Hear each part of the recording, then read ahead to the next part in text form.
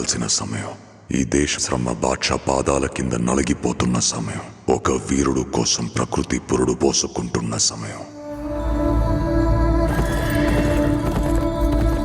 గోల్కొండ నుండి 8వ వాడు బయలుదేరాడు. వాడు ప్రాణాలతో ఢిల్లీ చేరుకోకూడదు.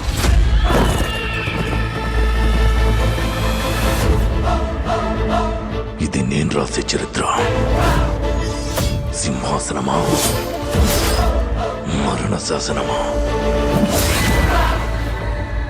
ఈ భూమి మీద ఉన్నది ఒక్కటే కోహినూర్. దాన్ని కొట్టి తీసుకురావడానికి తిరుగులేని రామబాణం కావాలి.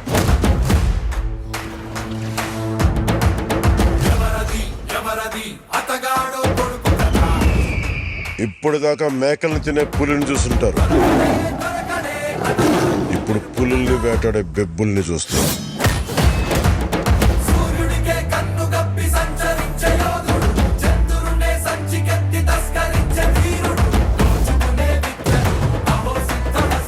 సర్దుకోలేకపోతున్నాను, సాయం చేస్తావా? దశమి రోజు పంచమిని విడిపించాలన్నమాట.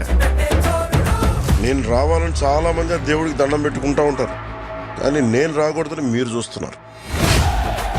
వినాలి, వీరములు చెప్పింది వినాలి.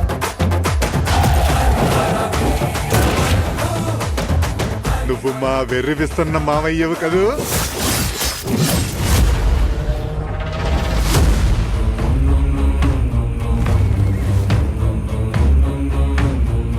హిందూ దేశం మీద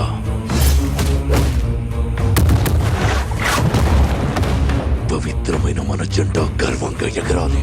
ప్రకృతికి ఇంకో ధర్మం ఉంది ఔరంగజేబ్.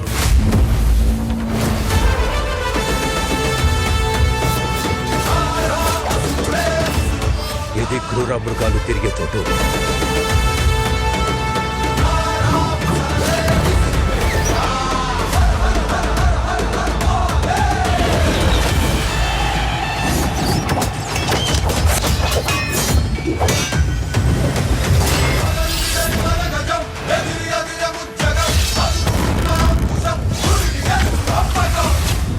ఆంది వచ్చేసింది.